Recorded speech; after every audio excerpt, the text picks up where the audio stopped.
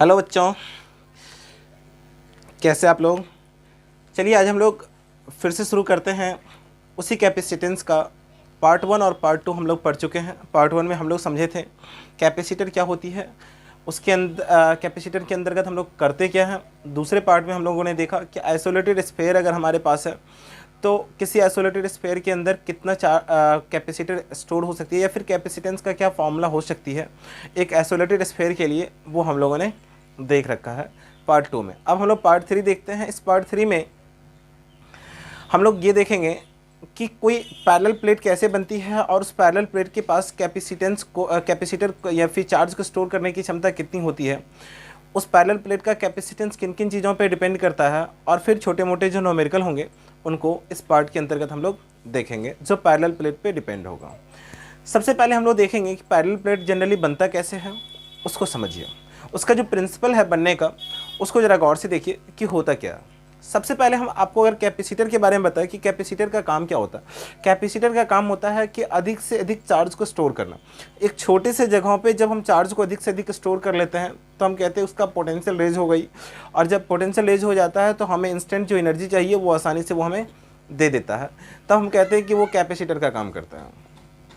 यहाँ पे हमारा जो कैपेसिटर का काम करेगा, पैरेलल प्लेट कैपेसिटर जो हम लोग बनाएंगे उसमें भी हम लोग बिल्कुल उसी चीज़ को मेंटेन करेंगे। कैसे, ज़रा ध्यान दीजिए। देखिए अपने पास क्या है कि कोई एक प्लेट हम लोग ले लेते हैं। सपोज मान लीजिए ये हमारा एक प्लेट है, समझिएगा बच्चे, ये हमारा एक प्लेट है। इसके ऊपर हमने पॉजिटिव चार्ज ले लिया, हालांकि कोई भी चार्ज हम लोग दे सकते हैं, लेकिन मान लो हमने इसके ऊपर पॉजिटिव प्लेट दे दिया, पॉजिटिव चार्ज दे दिया।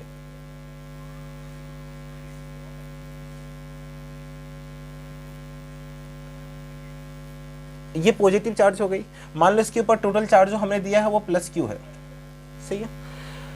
और आप जानते हैं इसकी जो डेंसिटी होगी, जिसको हम लोग अगर सिग्मा कहें तो sigma is equal to q by a होगा। ये ए क्या है, ये ए इस प्लेट का एरिया है, ये ए क्या है, इस प्लेट का एरिया। तो इसकी डेंसिटी कितनी हो जाएगी, क्यू बाई ए हो जाएगी। अब इस प्लेट को अगर हम यहाँ पे रख दिए हैं, हमें करना क्या है, हमें मैक्सिमम चार्ज स्टोर करवानी है, हमें मैक्सिमम चार्ज। अच्छा, इस प्लेट की वजह से और इस टोटल चार्ज की वजह से इलेक्ट्रिक फील्ड जो है इधर की तरफ जाएगा।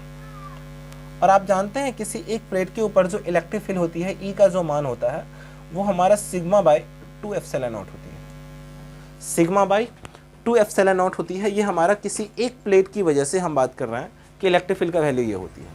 हमें बनाना है कैपेसिटर। क्या बनाना है, कैपेसिटर। कैपेसिटर बनाने के लिए हम चाहेंगे कि जितना चार्ज इसके अंदर स्टोर है इससे अधिक चार्ज इसके पास स्टोर हो जाए, या फिर इसका जो कैपेसिटेंस है वो अधिक से अधिक बढ़ जाए। तो कैपेसिटेंस का फॉर्मूला हमने अभी तक क्या पढ़ा था कि capacitance C is equal to होता है Q बाई V। मतलब कि अगर हम C बढ़ाना चाहते हैं उसके लिए हमें क्या बढ़ाना होगा, हमें चार्ज बढ़ाना होगा। तो हम कोई एक ऐसे मेथडोलॉजी का इस्तेमाल करेंगे, कोई ऐसे तरीके का इस्तेमाल करेंगे जिससे कि जितना किसी भी चीज़ के अंदर अट सकता है, रह सकता है, उससे अधिक चीज़ों को अगर हम रख पाएँ तो वो हमारे लिए हम ये कह सकते हैं कि वो हमारे लिए कैपेसिटेंस बढ़ाने का काम करेगा। जैसे अगर एक नॉर्मल एग्जांपल की अगर बात करें, मान लीजिए कोई भी चीज़ आपके पास है, हम एक छोटा सा एग्जांपल लेते हैं। जैसे कोई भी चीज़ अगर मान लीजिए कहीं पे रखे हुए हैं और उन चीज़ों को कहीं पे आप चाहते हैं कि नहीं यहाँ से किसी बोरा के अंदर या फिर किसी चीज़ों के अंदर उसको भर करके हम लेके जाएं। अब हम रफली उस किसी भी बर्तन के अंदर जब उसको रखते हैं तो उसमें थोड़ा बहुत अटती है। जैसे ही थोड़ा बहुत डालते हैं तो वो भर जाता है। भरने के बाद हम चाहते हैं कि नहीं उसके अंदर और कोई भी चीज़ आए और भी उसके अंदर सामान अटे। उसके लिए हम लोग क्या करते हैं कि हम उन चीज़ों को थोड़ा सा हिलाते डुलाते हैं तो वो चीज़ नीचे चली जाती है। जैसे नीचे जाते हैं तो थोड़ा सा और जगह बन जाती है, उसके अंदर और डाल देते हैं। तो ये जो जगह बनाने का काम हम लोग करेंगे, यही हमारा कैपेसिटेंस बढ़ाने का तरीका होगा। और वो जगह कैसे बनेगा उसको समझिए। इस कैपेसिटर के पास, इस प्लेट के पास जो पॉजिटिव प्लेट है, इसके पास हम एक न्यूट्रल प्लेट लेके जाते हैं। न्यूट्रल प्लेट किसको कहते हैं, एक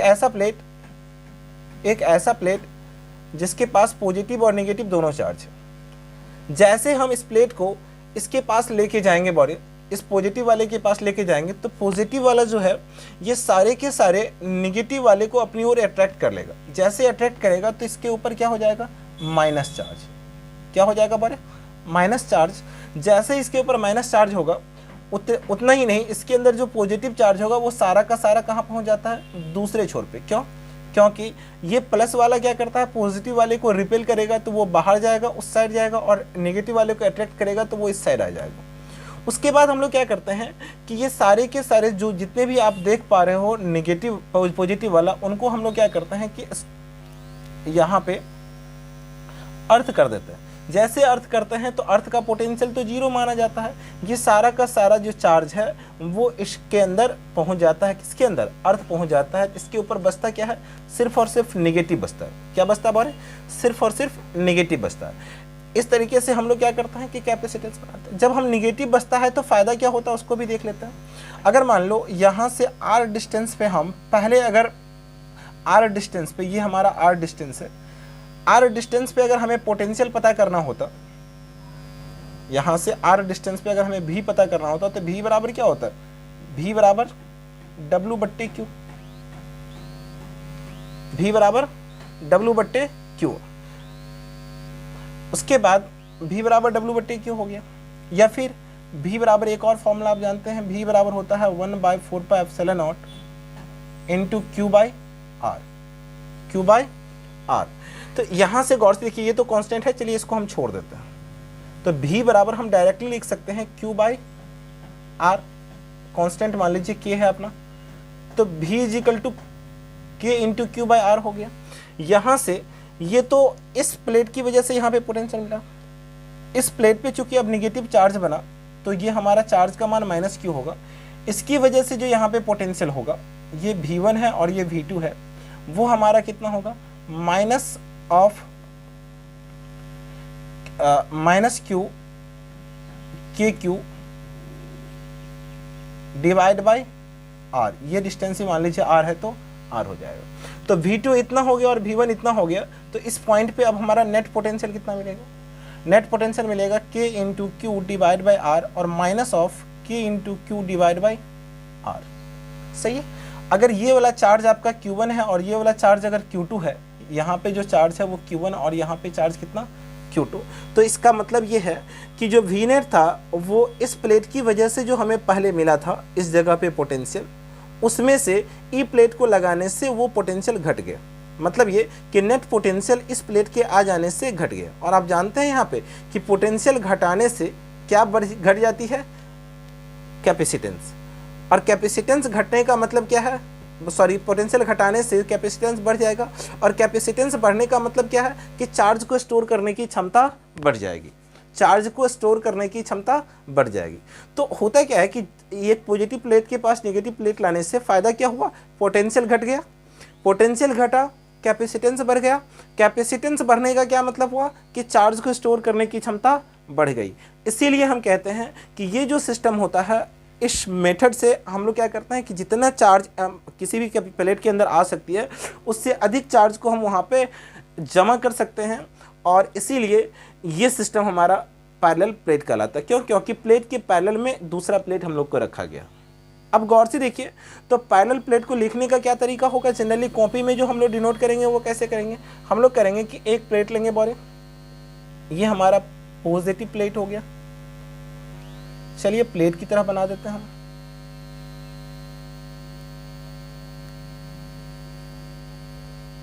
ये पॉजिटिव प्लेट हो गया। इसके साथ क्या है कि इसका एरिया अपना A है। इसके अंदर total amount of charge plus Q होगा, तो इसका डेंसिटी कितना होगा? प्लस Q बाई A होगा। चूंकि इसके ठीक बगल में हम लोग एक दूसरा प्लेट लेके आएंगे और इस प्लेट का जो चार्ज होगा वो नेगेटिव होगा, तो ये हमारा एरिया A हो गया। Sigma is equal to minus of Q by A हो गया। इन दोनों प्लेट के बीच कुछ ना कुछ डिस्टेंस रखेंगे, उस डिस्टेंस को हम लोग A कह देंगे। उस डिस्टेंस को हम लोग क्या कह देंगे? A कह देंगे। अब क्वेश्चन उठता है कि पॉजिटिव प्लेट चार्ज यहाँ पे है, नेगेटिव चार्ज यहाँ पे है। पॉजिटिव की वजह से जो हमारा नेट इलेक्ट्रिक फील्ड का डायरेक्शन होगा वो ये होगा। ठीक है, इलेक्ट्रिक फील्ड का डायरेक्शन ये होगा, जिसको हम लोग क्या कहेंगे? E1। और आप जानते हैं किसी एक प्लेट का इलेक्ट्रिक फील्ड कितना होता है? Sigma by 2 epsilon not. पढ़े होंगे, जब आप लोग गॉस थ्योरम पढ़े होंगे वहाँ पे उनके एप्लीकेशन में पढ़ाया गया होगा। E1 is equal to sigma by 2 epsilon naught, ये इस प्लेट की वजह से इसी डायरेक्शन में। अच्छा, निगेटिव वाला भी क्या करेगा, इनको अपनी ओर अट्रैक्ट करेगा, तो निगेटिव वाला के कारण, निगेटिव के कारण इलेक्ट्रिक फील्ड इसी डायरेक्शन में, ये E2, और वो भी कितना, सिग्मा बाय 2 एप्सिलॉन नॉट। सही है, तो E1 की वजह से इधर, E2 की भी वजह से इधर, तो इन दोनों के बीच में जो इलेक्ट्रिक फील्ड होगा यानी कि E नेट हमारा कितना होगा बारे, तो sigma by 2 epsilon not plus sigma by 2 epsilon not, दोनों को अगर सम कीजिएगा तो वो हो जाएगा सिग्मा बाय एप्सिलॉन नॉट। मतलब एक पॉजिटिव प्लेट और दूसरा नेगेटिव प्लेट अगर कहीं पे है तो उन दोनों की वजह से उसके बीच वाले हिस्से में अगर इलेक्ट्रिक फील्ड आपको पता करना हो तो वो कितना होगा, सिग्मा बाय एप्सिलॉन नॉट। ठीक है, चलिए ये समझ में आ गया, ये इलेक्ट्रिक फील्ड हो गया। इसमें हम कौन कौन सी चीज़ों का यूज़ किए हैं बारे, हम डी लिए हैं, हम एरिया लिए हैं, इन जो चीज़ हम इसके ऊपर कितना चार्ज है वो हमको पता होना चाहिए। तो जो क्वांटिटी हम यहाँ पे इंट्रोड्यूस करेंगे उन सब चीज़ को हम लोग लेट कर लेते हैं, लिखेंगे लेट। सबसे पहला लेट में क्या करेंगे, ए क्या है, area of plate, area of plate, ये ए हो गया। अच्छा, उसके बाद ये क्या है, डी, डी मतलब डिस्टेंस बिटवीन प्लेट, डी मतलब distance between plate, distance between plates. उसके बाद भी मतलब potential difference across plate, across the plates, potential difference across the plate. अच्छा, क्यू क्या है, जो इसके ऊपर चार्ज है वही है हमारा क्यू, तो इसको लिख सकते हैं charges on etch plate, charges on etch plate. और क्या रह गया, सिग्मा, सिग्मा क्या चीज है बोले, सिग्मा सरफेस चार्ज डेंसिटी है, सिग्मा हमारा क्या होगा, surface charge density, surface charge density. अच्छा, यहां तक तो हमको समझ में आ गया, ये हमारा कहानी इधर से चल रहा। यहां पे हमको समझ में आया ई नेट कितना, तो ई नेट हो गया sigma by 2 epsilon not plus sigma by 2 epsilon not into sigma, sorry दोनों जुड़ करके सिग्मा बाय एप्सिलॉन नॉट हो गया। अब क्वेश्चन यहाँ पे ये उठता है कि इन दोनों के बीच में इलेक्ट्रिक फील्ड इतना है, डिस्टेंस इन दोनों के बीच में इतना है। आप जानते हैं कि कहीं पे भी इलेक्ट्रिक फील्ड और डिस्टेंस दोनों हो तो वहाँ पे पोटेंशियल डिफरेंस क्रिएट होती है, और वो पोटेंशियल डिफरेंस यानी कि V बराबर E इज इक्वल टू होता है V by D. E is equal to क्या होती है, V बाई डी होती है। E का मान हमें कितना मिला है, sigma by epsilon not. E का मान कितना, सिग्मा बाई एप्सिलॉन नॉट, तो हम E के बदले में क्या लिख देंगे, sigma by epsilon not into V by D. ये कहाँ से, तो जब इसको हम 1 मान लेंगे तो लिख देंगे फ्रॉम 1। सही है। अब यहां से हम आपको कहें कि V का मान हमें बताओ कितना होगा, तो आप आसानी से बता सकते हो मल्टीप्लाई करके कि V इज इक्वल टू होगा sigma into D divide by epsilon not. Sigma into D divide by epsilon naught, ये अपने लिए V का काम करेगा, इसको आप इक्वेशन 2 कह दो। नाउ आपको चाहिए क्या, आपको ये चाहिए कि दो पैरेलल प्लेट के बीच में कैपेसिटेंस कितना, तो आप कैपेसिटेंस का फॉर्मूला लगाओ। C इज इक्वल टू क्या फॉर्मूला जानते हैं, C इज इक्वल टू होता है Q by A, Q by C is equal to Q by V, C is equal to Q by V, और यहां से आप V का मान निकालो और उस V का मान यहां पे जाकर के पुट कर दो। V का मान वहां पे जाकर के पुट करोगे तो Q बाई V, V के जगह पे कितना, sigma into D divide by epsilon not. सही। अब एक चीज और, यहां से आप क्या देख रहे हो, एप्सिलॉन नॉट, ये कहां पलटी मार के जाएगा, ऊपर, इसका मतलब Q इंटू एप्सिलॉन नॉट और डिवाइड बाई कितना, सिग्मा इंटू ए। एक बात और ध्यान रखिएगा कि ये जो Q देख रहे हैं ना, यहां से sigma Q is equal to कितना होगा, sigma into A, Q is equal to कितना, सिग्मा इंटू ए, तो हम इस Q के बदले में सिग्मा इंटू ए लिख देंगे तो कोई तकलीफ नहीं होना चाहिए, sigma into A, Q is equal to sigma into A.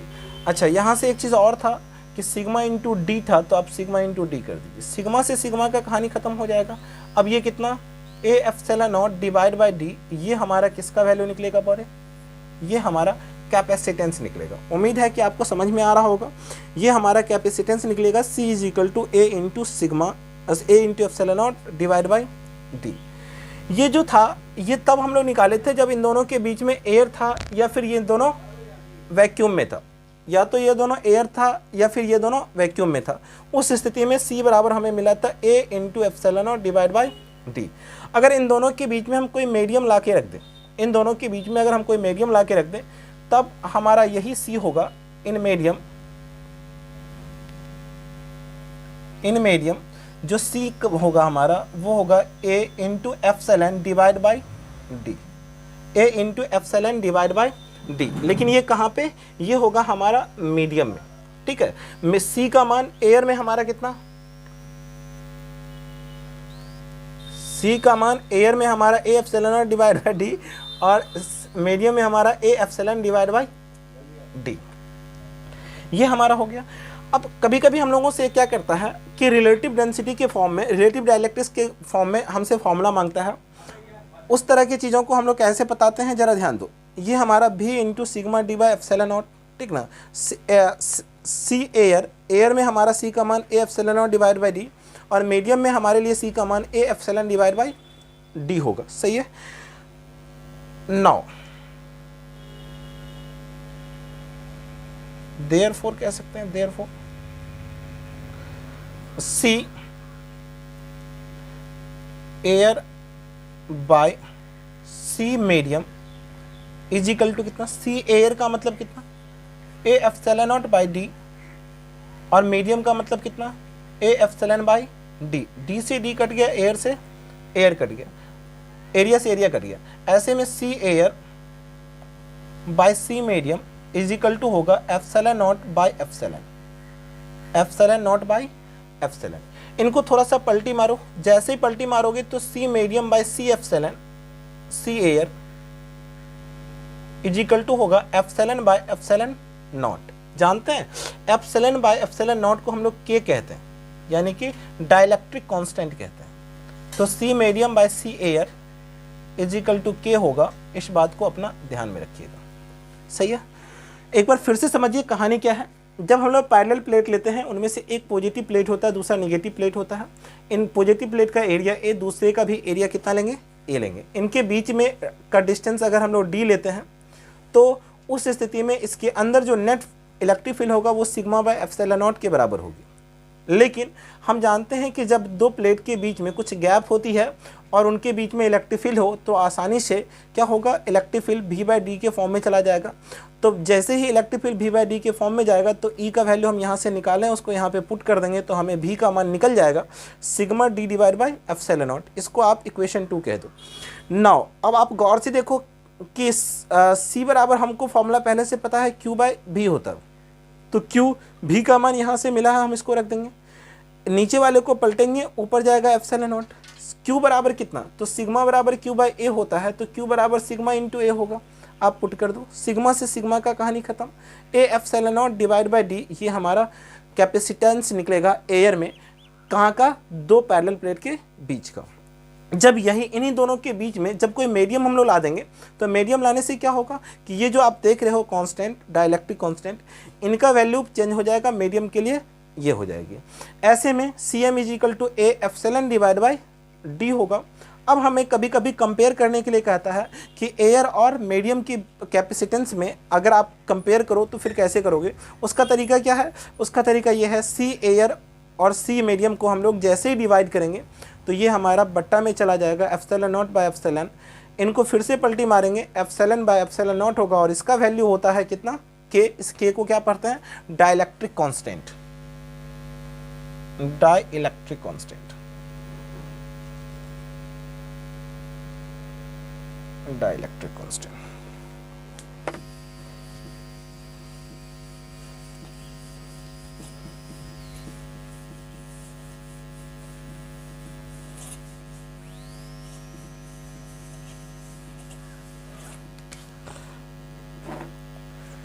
तो अब तक हम लोग क्या देखें, अब तक हम लोग ये देखें कि पैरेलल प्लेट कैपेसिटर में C का वैल्यू होता है A epsilon naught divide by D।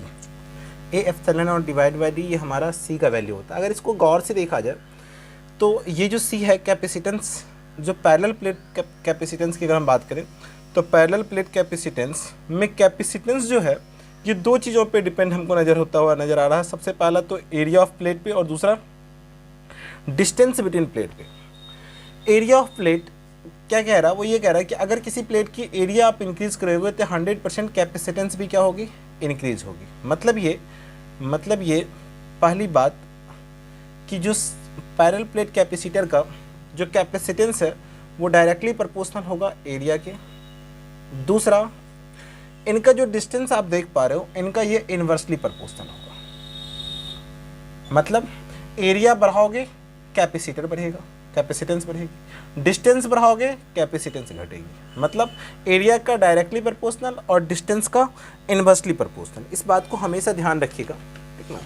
आगे कुछ ऐसी चीज़ें होती है जिनको आप ध्यान में रखेंगे। और क्या हम लोग तीसरा फैक्ट पढ़े थे, तीसरा फैक्ट हम लोग ये पढ़े थे कि K इज इक्वल टू जो हमें फॉर्मूला मिलेगा वो K इज इक्वल टू मिलेगा CM बाई C नॉट। अच्छा, इसी चीज़ को हम आगे और पढ़े थे इन दोनों से अलग हट करके। इन दोनों से अलग हट के हम क्या पढ़े थे, इनको हम ये पढ़े थे कि जब कूलम्ब फोर्स पढ़े थे तो उसमें पढ़े थे कि जो K है उस K का वैल्यू होगा force between two charges in air divided by force between two charges in medium.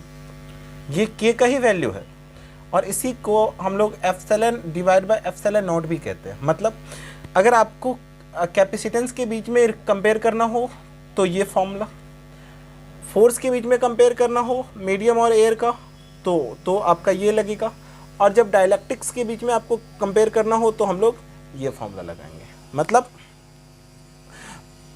ये तीनों याद रखिएगा सीरियल में। उसके बाद हम लोगों को ये समझना है, क्योंकि ये हमारा डायलैक्ट्रिक्स है, क्या बोले, डायलैक्ट्रिक कांस्टेंट है। डायलैक्ट्रिक कांस्टेंट, रिलेटिव परमिटिविटी इसको हम लोग कहेंगे, रिलेटिव परमिटिविटी।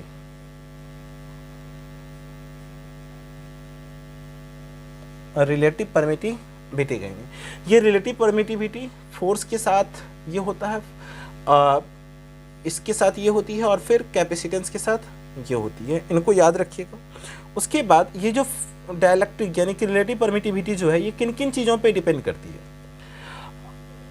या फिर ये कहाँ पे किस प्रकार का होता है, इनका जो वैल्यू है K का वैल्यू किस किस कंडीशन में किस किस प्रकार का होता है उसको भी देख लेते हैं। द वैल्यू ऑफ K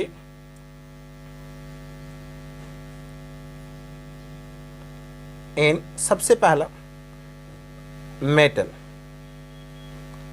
अगर कोई मेटल हमारे पास है तो वो हमारा मेटल में कितना होगा, मेटल में K का जो वैल्यू होगा वो इनफाइनाइट होता है, अनंत होता है। दूसरी बात, मेटल के बाद आप माइका आ जाइए, माइका भी एक डायलैक्ट्रिक कांस्टेंट है, उसमें K का जो वैल्यू होगा वो हमारा 6 से 7 के बीच में होगा। माइका के बाद आप वाटर में आ जाइए, वाटर में इस K का मान जो होता है वो 81 होता है।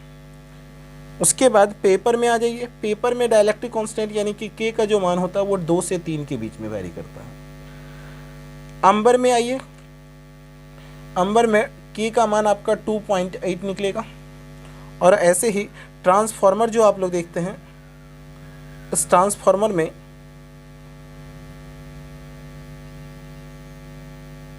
इस K का मान जो होगा वो 2.24 होगा। ये छोटी छोटी बातें याद रखिएगा। क्या बोले हम कि पैरेलल प्लेट कैपेसिटर के लिए C का मान A epsilon naught divide by D होगा, जिससे हमको पता चला कि ये C जो है एरिया का डायरेक्टली प्रोपोर्शनल होता है और डिस्टेंस का इन्वर्सली प्रोपोर्शनल होती है। ये जो K है इस K का मान CM by capacitance in medium divide by capacitance in air होगा। अगर फोर्स के रिस्पेक्ट में ले इस K का मान तो force between two charges in air divide by force between two charges in medium होगा, या फिर epsilon divide by epsilon naught. ये 3 फार्मूला हम लोग लेते हैं किसके लिए, तो रिलेटिव परमिटिविटी डायलैक्ट्रिक कांस्टेंट के लिए। उसके बाद इस डायलैक्ट्रिक कांस्टेंट का मान कहाँ कहाँ पे किस किस प्रकार का होगा, तो मेटल के लिए K का मान इनफाइनाइट होता है, माइका के लिए K का मान 6 से 7 होता है, वाटर के लिए K का मान 81 होता है, पेपर में K का मान 2 से 2.3 के बीच में होती है, अंबर के लिए 2.8 होती है और ट्रांसफार्मर के लिए 2.24 होती है। मुझे उम्मीद है कि आपको समझ में आ रहा होगा। ये छोटी छोटी बातें हैं पैरेलल प्लेट के लिए। अच्छा, इसमें कुछ छोटे छोटे न्यूमेरिकल भी होते हैं, इसके ऊपर, इस फॉर्मूला के ऊपर बेस्ड, उनको भी देख लेते हैं एक आध न्यूमेरिकल। चलिए, जैसे हम अगर न्यूमेरिकल की बात करें तो पहला अगर न्यूमेरिकल हम लोग पकड़े, पहला न्यूमेरिकल मान लीजिए आपको दे दे कि 2 प्लेट है बोरे, एक प्लेट ये मान लो और एक प्लेट ये पॉजिटिव प्लेट और ये नेगेटिव प्लेट। ठीक है, क्या है देखिए, इन दोनों प्लेट के बीच में डिस्टेंस अगर d है और इनका एरिया यदि a है और इन दोनों के बीच का जो कैपेसिटेंस है वो अगर c है, उस c का वैल्यू अगर 1 फैराड दे दे आपको, इनके बीच का जो डिस्टेंस है वो 1 mm दे दे और आपको बोले कि बताओ ये एरिया कितना है बताओ, तो आप आसानी से निकाल सकते हो। कैसे? तो चूंकि आपको c का मान पता है, पैरेलल प्लेट है, पैरेलल प्लेट के लिए c हमारा फॉर्मूला क्या देता है, a इंटू एप्सिलॉन नॉट और डिवाइड बाई d देता है। इनमें a का मान हमें निकालना है, c का मान हमें पता है, d का मान हमें पता है, एप्सिलॉन नॉट का मान आप सब आदमी जानते होंगे 8.854 इंटू 10 टू द पावर -12 होती है। ये यहाँ से अगर आपको एरिया निकालना हो तो area is equal to formula क्या निकलेगा, तो c को d से मल्टीप्लाई करो, CD डिवाइड बाय कितना, एप्सिलॉन नॉट। इनको पुट करते हैं बारे, c का मान 1 फैराड है तो 1 रख लेंगे, d का मान 1 mm यानी कि 1 मिलीमीटर है, मिलीमीटर को सेंटीमीटर में मीटर में चेंज करो तो -3 होगा, डिवाइड बाय एप्सिलॉन नॉट का मान क्या बोले थे, 8.85 इंटू 10 टू द पावर -9 ये होता है। अगर इनको हम लोग ऊपर लेके जाएं तो ये होगा 1 डिवाइड बाय 8.854 इंटू, ये देखिए 9 जब ऊपर जाएगा तो फिर जुटेगा, तो -3 और +9 10 के पावर 6 देगा आपको, 10 के पावर 6 मीटर होगा। सही है, 10 के पावर 6 मीटर। अब जरा गौर से देखिए, इनको सॉल्व करते बोले, अगर हम यहाँ से ये सोचे कि ये तो आपका 8.854 है, मतलब अप्रॉक्स 9 के करीब है ये, अगर यहाँ से हम एक जीरो इस पे ले लें तो ये 10 बन जाएगा और ये लगभग 9 के करीब है। हम आपको कहते हैं कि आप 10 को 9 से डिवाइड करो, 10 को 9 से डिवाइड करो, कितना आएगा आपको, इतना मीटर। अच्छा सॉरी, यहाँ पे एक गड़बड़ कर रहे बोले, 9 नहीं होता 12 होता ये, अगर ये 12 होता है, 12 में से 3 गया तो ये 9 होगा, एक जीरो जब आप इसको दे दिए हैं तो यहाँ पे 8 होगा। सही है, हम बोलते हैं 10 को 9 से डिवाइड करो, क्योंकि ये लगभग 9 है तो तुम ये मान के चलो कि ये 9 है, तो 9 से 10 में डिवाइड करोगे तो ये कितना, 9 एक 9, 1 पॉइंट, फिर एक आएगा 9 एक 9, यानी कि आप फाइनली अगर देखो तो 1.1 इंटू 10 टू द पावर 8 के लगभग करीब आएगा। इतना मीटर स्क्वायर इसका क्या निकलेगा, एरिया निकलेगा। मुझे पूरा उम्मीद है कि आपको समझ में आ रहा होगा कैलकुलेशन। ठीक है, ऐसे ही दूसरा क्वेश्चन अगर इसी में थोड़ा सा घुमा फिरा के दे दे, क्या घुमाएगा, फॉर्मूला तो वही लगना है। ठीक ना, अगर हम आपको कहें कि भैया एक प्लेट है पैरेलल प्लेट, ये लो तुम्हारा पैरेलल प्लेट, ठीक है, पैरेलल प्लेट होगा तो 100% कुछ पॉजिटिव चार्ज होगा और उसी के बगल में कोई नेगेटिव चार्ज होगा।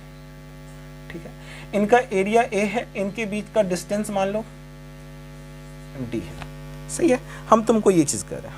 अच्छा, इस एरिया का मान भी चलो हम तुमको दे देते हैं 0.2 into 10 to the power -0.2 into 0.1 millimetre square, ये तुमको हम एरिया दे दिया। डिस्टेंस इनका हमको नहीं पता है। अच्छा, एक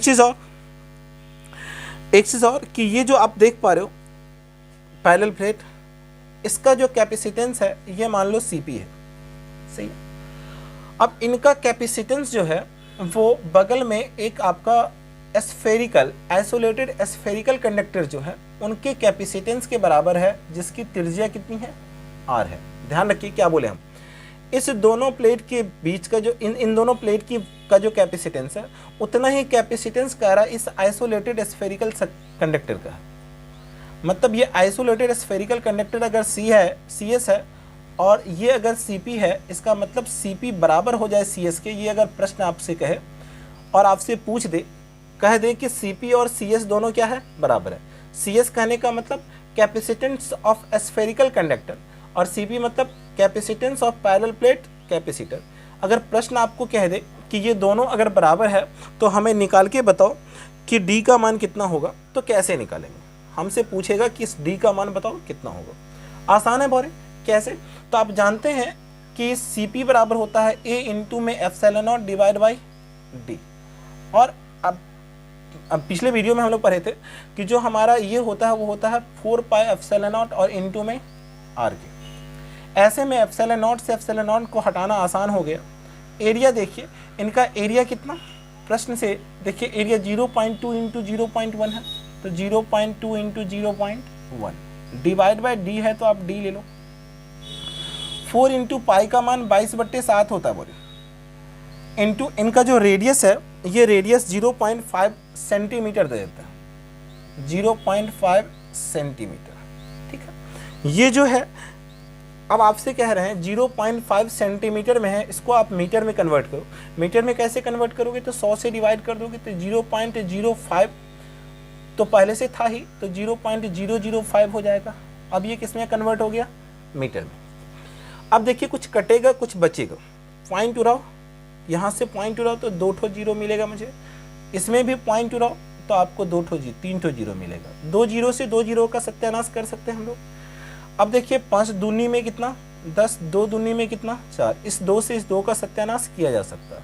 अब देखिए 1/D हमें बचा, इधर उधर क्या मिला बोरे, 22/7, सही है। अब अल्टी पल्टी करो, पलटेंगे तो D हमारा ऊपर जाएगा, जैसे ये D ऊपर गया तो 7 ऊपर और ये हमारा नीचे, ठीक है। अब देखिए ये सॉल्व होकर के कितना आएगा, ठीक है, ये सॉल्व होकर के आपका आएगा कितना बोले 7, तो 0 पॉइंट देंगे तो 70, 22 तिया 66 और 66 4 0 22 दूनी 44, यानी कि इतना मीटर के करीब आपका आंसर आ जाएगा D का मान। सही है, मुझे पूरा उम्मीद है कि आपको समझ में आ रहा होगा। चलिए ये आपका दूसरा हो गया एग्जाम्पल, पहले इनको नोट कर लेंगे उसके बाद आप लोग लिखेंगे। अभी हम लोग तीसरा एग्जाम्पल देखते हैं क्या कह रहा है।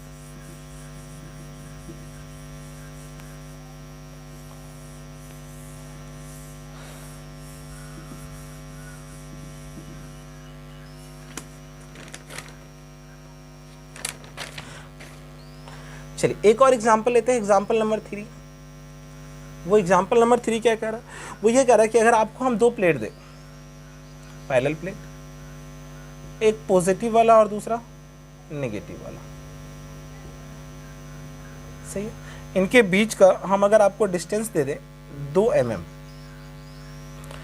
इनका जो एरिया है वो हम अगर आपको कह दें 30 मीटर है स्क्वायर है, ये 2 mm है और ये 30 मीटर स्क्वायर है। हम आपसे कहें कि इनका C निकालो कितना होगा, हम आपसे कहें कि इनका जो रेडियस है, इनका जो R है वो हमारा 6 है, R नहीं K का मान आपको कह दे कि 6 है। K का मान मतलब इनके बीच में जो डाइलेक्ट्रिक हमने कुछ डाल दिया, कुछ मान लो डाल दिया मीडियम, तो जिसकी वजह से रिलेटिव परमिटिविटी का मान कितना 6 अगर आपको मिल जाए, उसके बाद ये कहे कि इनके बीच का जो इलेक्ट्रिक फील्ड है, इन दोनों ही प्लेट के बीच में जो इलेक्ट्रिक फील्ड है वो इलेक्ट्रिक फील्ड 50 वोल्ट पर mm हो, तो आप हमें बताओ सबसे पहले C का मान कितना और Q का मान कितना। देखो यहाँ पे समझने वाली बात है कि हमें सबसे पहले बोला C का मान निकालो और बाद में क्या बोला Q का मान बताओ, जबकि हमें मिला क्या, हमें मिला D का मान, A का मान, K का मान और E का मान, इतना सारा चीज़ हमको मिला। अब बाकी हमको कह रहा है 2 चीज़ निकालने के लिए, कोई बात नहीं, हमको C निकालना है तो C वाला फॉर्मूला लगाएंगे, क्या होता A इंटू एप्सिलॉन। अच्छा एक चीज़ बताइए, बीच में कुछ डाला हुआ है ना, तो एप्सिलॉन नॉट नहीं लिखेंगे, क्या लिखेंगे एप्सिलॉन, और इंटू में कितना A into epsilon divide by कितना D। अब जरा सोचिए एरिया हमको कितना मिला 30, तो हम 30 लिख देंगे, सही है। उसके बाद देखिए एप्सिलॉन है ना मेरे पास, एप्सिलॉन को हम लोग क्या करेंगे, एप्सिलॉन का वैल्यू निकालने के लिए आपको हम पहले बताए हैं epsilon by epsilon naught is equal to कितना होता है K। ऐसे में एप्सिलॉन का मतलब एप्सिलॉन नॉट और इंटू में K होगा, सही है। तो हमारा एप्सिलॉन नॉट पहले लिखना होगा जिसका वैल्यू होता है 8.854 इंटू 10⁻⁻12 और फिर के होता है जिसका वैल्यू कितना है 6 डिवाइड बाय डी कितना 2 mm है, मिलीमीटर को मीटर में कन्वर्ट करो तो 10⁻³ मीटर होगा। सही है, कुछ कटेगा बोले, क्या कटेगा 2 से ये हो गया 15, 15 छक्के में 90 और गुने 8.854 इंटू 10⁻कितना -9। सही है, ये अपना फैराड हो गया। सही, ये 0 से अगर यहाँ पे करो तो 10⁻⁻8 बचेगा, तो यहाँ हो जाएगा 9 इंटू 8.854 इंटू 10⁻⁻8 फैराड। मल्टीप्लाई करो, 9 चौके में 36, 9 पचे 45 और 3 48, हाथ में बचा 4 और 9 अट्ठे 72 और 4 76 और 9 अट्ठे 72 और 7 79 इंटू 10⁻⁻8 फैराड। ये हमारा हो गया आंसर कैपेसिटेंस की। अच्छा, आपको क्या चाहिए, आपको अब कह रहा है कि Q का मान बताओ, Q बराबर कैसे निकालते हैं। तो आपको चूंकि इलेक्ट्रिक फील्ड पता है, क्या पता बोले इलेक्ट्रिक फील्ड, और हमको क्या पता करना है, हमको पता करना है Q। तो C बराबर Q बाय V होता है, C बराबर क्या होता है Q बाय V। अगर C बराबर Q बाय V होता है तो Q बराबर कितना होगा CV होगा, Q बराबर CV। CV का मान निकाल लीजिए, ये कितना 79.686 इंटू 10⁻⁻8 इंटू भी B का मान कितना। तो B का मान आपको एक क्वेश्चन में कितना दे रखा है, ये क्वेश्चन में नहीं दे रखा है, लेकिन V बराबर क्या होता है आप जानते हैं, आपके पास E का मान पता है, तो E का V के साथ रिश्ता क्या होता है, E बराबर होता है V बाई D। ऐसे में V बराबर कितना होगा, V बराबर होगा E इंटू डी। अब E का मान तो 500 दे रखा है, 50 दे रखा है, और उसके बाद 50 है या 500, 50 है। उसके बाद देखिए 50 नहीं 500 है, गलती कर दिया, ठीक ना। ऐसे में 500 इंटू डी का मान कितना 2। ये भी देखिए आपका mm में है और ये भी mm में है, तो कोई दिक्कत नहीं है, आप डायरेक्ट 1000 कर दो। ये हमारा किसका मान निकल गया, V का मान 1000 पुट कर दो। जैसे पुट करोगे तो ये निकलेगा 79.686 इंटू 10⁻⁻5 कूलम। ये Q का मान है, ठीक है। एक बार फिर से समझिए कहानी क्या था इस क्वेश्चन का। इस क्वेश्चन में आपको 2 प्लेट दे रखा है, ठीक है, एक मीडियम बीच में दे दिया है। इस मीडियम की वजह से डायइलेक्ट्रिक कांस्टेंट का मान 6 हुआ। C का मान हमसे पूछ रहा है, E का मान दे दिया है, एरिया दे दिया है, बीच का डिस्टेंस दे दिया है। C का मान पूछा तो C का फॉर्मूला लगाएं और उसमें मान पुट किए, इतना आया। फिर आपको चूंकि Q का मान पूछ रहा था तो C बराबर Q बाय V होता है, तो Q बराबर C इंटू V होगा। C का मान हमें पता है यहाँ से, V का हमको मान चाहिए था, तो V का मान निकालने के लिए E बराबर VD का फॉर्मूला लगा करके V का मान निकाल लेंगे, इसे पुट कर देंगे, आंसर आ जाएगा। कुल मिलाकर के ये तीनों एग्जाम्पल हो गए। उम्मीद करते हैं कि ये तीनों एग्जाम्पल आपको समझ में आया होगा, ठीक।